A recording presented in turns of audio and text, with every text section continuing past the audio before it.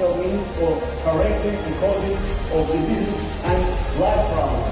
Dr. Yaşar Bada, please come to the stage.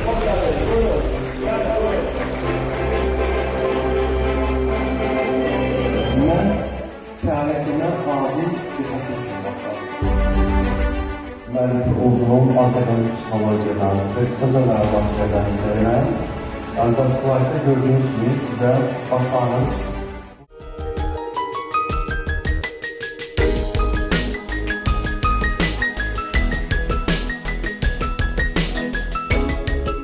Yaşar Sadayoğlu İbadov tibbi biologiya üzrə elmlər doktoru, professor, alternativ psixologiya elminin müəllifidir. Fitri istedadı ilahi nurun ziyası olub, bilik və fəzilətini xalqımızın səadəti yolunda sərf edən, xoşbəxtliyini xalqının sağlamlığında görən, bütün varlığı ilə ruhən Tanrısına tanınan, ondan nur alan, əllərində möcüzə bəxş olunan loğman, pedaqoq, psixoloq, rəssam kimi peşələri özündə birləşdirən Yaşar Sadayoğlu İbadov Tanrının xalqımıza bəxş etdiyi nadir şəxsiyyətlərdəndir.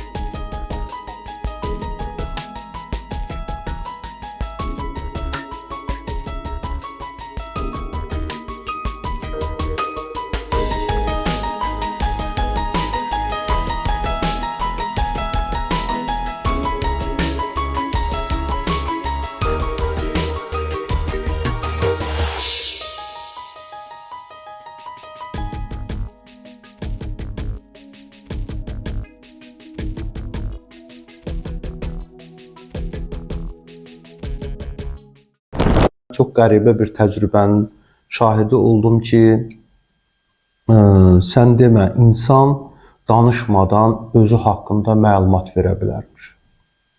Və bu necə baş verir? Bunun prosesin mexanizmi məni çox düşündürdü. Mən başladım bu istiqamətdə araşdırmalar aparmağa. Bütün elmi məlumatları, mənbələri araşdırdım, axtardım. Çox qəribə bir nəticəyə gəldim ki, deməli, insanın aurası deyilən, onun enerji bir bədənləri var ki, həmin o enerji bədənlərinin içərisində onun özü haqqında informasiya sistemi var.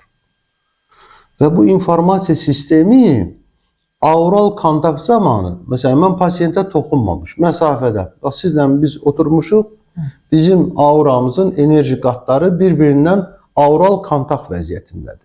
Mən həmin o aural kontaktda ona aid olan enerjinin informasiyasının şəklini çəkirəm.